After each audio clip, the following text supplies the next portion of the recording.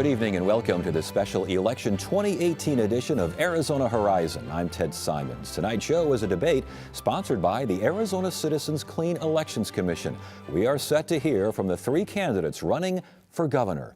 A reminder, as with all of Arizona Horizon's debates, this is not a formal exercise. It's an open exchange of ideas between candidates running for the state's highest office. As such, interjections, even interruptions, are allowed, provided that all sides get a fair shake, and we will do our best to see that that happens. Joining us for tonight's gubernatorial debate in alphabetical order, Republican incumbent Governor Doug Ducey, Democrat and ASU education professor David Garcia, and Green Party candidate Angel Torres, who works in the airline industry.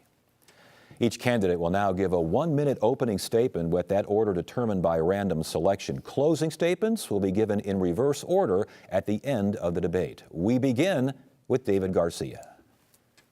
Thank you. My name is David Garcia, and I am running to be governor of my home state. My story is Arizona's story. I'm a fourth-generation Arizonan, a product of Arizona's public schools, the first in my family to graduate from college, an Army veteran, and a father of two amazing daughters. And I am running to build the state that built me. I jumped into this race because at the end of 4 years, Doug Ducey's administration is leaving behind half measures and broken promises. We are still in an education crisis, one of the worst places in the country for teachers. We yet to have money to patrol our highways 24/7. And he is building an economy that is built for those at the top instead of the rest of Arizona.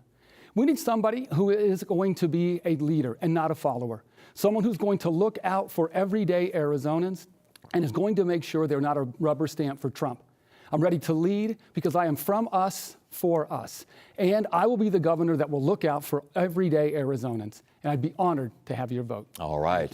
Thank you very much. And now, Angel Torres' opening statement. Hello, my name is Angel Torres. I am the Green Party candidate for governor. I'm a native Arizonan. I've worked in the airline industry for the past 31 years, and I'm a member and union steward for Teamsters Local 104 here in Arizona. My campaign priorities are to strengthen our economy by getting more workers organized into the union of their choice, fully funding our K-12 public schools by ensuring that everyone pays their fair share in taxes, and by organizing for a Medicare for All system while also promoting naturopathic medical care as a way to lower costs and improve healthcare outcomes.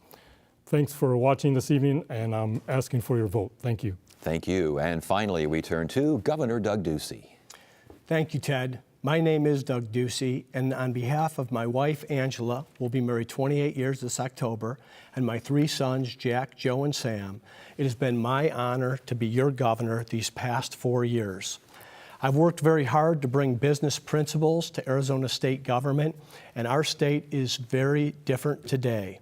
4 years ago, our budget was broken. Our education system was mired in years-long lawsuits, and our economy was flat.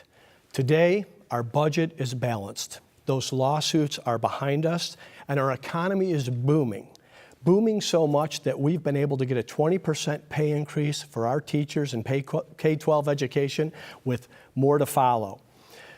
Our relationship with Mexico has never been better, and we've been able to focus on securing the border as well. I'm running for re-election because I want to secure Arizona's future, and there's a lot more left to do. I'm looking forward to tonight's discussion. All right, thank you all very much. Let's get things started. David Garcia, why should voters make a change now? Voters should make a change now because after 4 years, our education system remains in crisis. At the end of Doug Ducey's administration, 75,000 teachers walked out because we are still one of the last in the country in education. They were demanding more, and they did not get what they were demanding. In addition, in education, Ducey's signature bill, which is the vouchers, is on the ballot because Arizona voters aren't looking for that. They do not want outside interest in Arizona. And then last, the most important one, with respect to economic development, the key area we need to develop is education specifically. And so we need a change in education. It's Arizona's #1 issue. It is my strength. It is Ducey's weakness, and it's going to be the difference. His strength, your weakness. How do you First, respond? let me address, I'll be held accountable for the last 3+ years. of Arizona state education, not for the past 20 years. And Ted, if I would have sat here 3 years ago and said, hey, we're going to settle these lawsuits in a way that gets $3.5 billion additional dollars into K-12 education, that we're going to extend Proposition 301, that we're going to create a teachers academy here in the state of Arizona, and we're going to have a 20% pay increase for our teachers by school year 2020, I think a lot of people would say that's a pretty good start. And that's what we've been able to accomplish. And people are saying it's not enough. And I agree with them. There's more left to do. But like I said, I was in a straitjacket 4 years ago. We had a $1 billion deficit in our state budget. We had to dig out of that hole. We've been adding resources into K-12 education.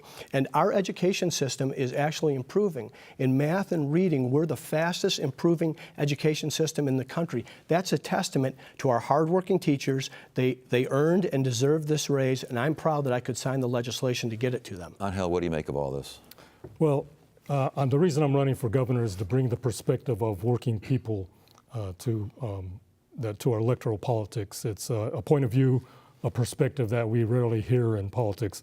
I'm a union member, and the way that we've been able to improve our standard of living is because of our union contract. So what I want to do as governor is I want to be able to help create worker-owned businesses, get more people organized into the union of their choice, and I want to bring that perspective to electoral politics. Let's get back to education here. Respond to the governor.